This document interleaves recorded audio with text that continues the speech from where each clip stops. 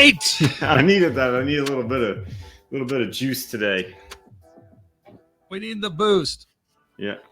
All right, it's today's episode of Your Daily Scrum with professional Scrum trainers Ryan Ripley and Todd Miller. I'm Ryan, that's Todd. We get together each and every day to help you get better with Scrum each and every day. Todd, there's like over 400 questions answered on this site. Dig through, actually listen to them all, right? Check those out. Check out our classes. We have a free Scrum Framework course and an evidence-based management EBM course. Those can help as well. Like and subscribe. Check out the description. Leave us your questions and comments. All right, that's enough of that. Todd, we've got another top 10 rewind today. Taking a look at the top 10 shows thus far and seeing if our thoughts have evolved on them.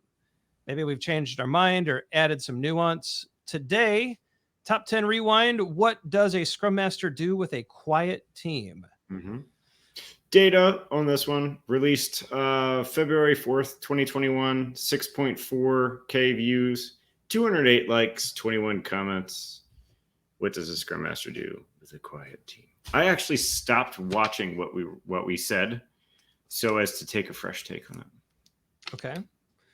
So Todd, where do you go with this one? So what does a Scrum Master do with a quiet team? Sometimes it's okay to accept the fact that they're quiet. Yes. Right. I just don't think it's bad to be quiet sometimes. I think that if you're starting to feel like there's a lack of openness or something like that, I mean, I'd be insightful around the Scrum values here, because openness doesn't mean talkative, right? So if you're talking in terms of the Scrum value, openness doesn't mean talkative. So I'd be specific around that, like to make sure that everybody is solid there. But sometimes you're just dealing with a quiet team.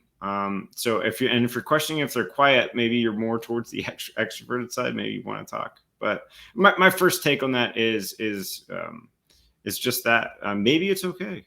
Maybe it's not, but that's where I'm going to start with. Maybe it's okay. Brian, I like it.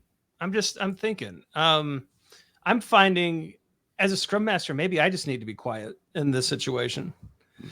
The silence kills everybody. Somebody eventually talks. But in the case where you just can't get them to speak, I think last time we talked about a direct route, and I think I would stick with the, hey, why aren't we talking right now?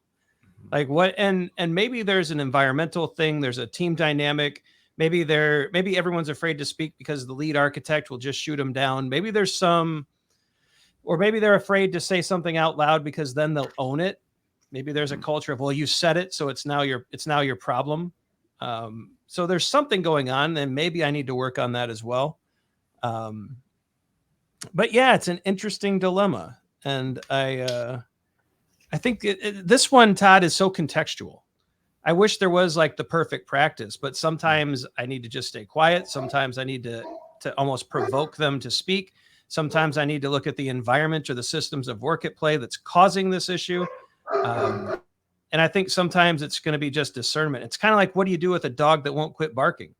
Yeah, you go on mute. Yeah, you go on mute. Yeah. So this is just one of those, I hate the answer, but it's kind of it depends. And you need to have some discernment around the context and really decide what the right path of action truly is. Yeah. Yeah. And I think when you step into, if you're taking on a facilitator's stance here and you're trying to facilitate a conversation, maybe start with some kind of, like if you have a group there and you're working with the group, the dynamics of the group, maybe start with more of like, we talk about diverging and converging methods of facilitation, right? So like when you think of diverging, maybe split the group and have smaller group conversations, even if it's a group of like 6, maybe just have like 3 groups, one-on-one, having smaller conversations, having small conversations where people are diverged and they're having these conversations in small groups, and then converge back at the end, right? And have them share their different, what they're thinking. Deliberating structures are really built for this, like something like a 1-2 for all, which is like the ability to think on your own, and the 2 is a little bit of a diverging around that topic and having those conversations before you come back and you converge and you have them all together. So this might mean you need to up your facilitation game a little bit, create smaller groups, create comfortable spaces.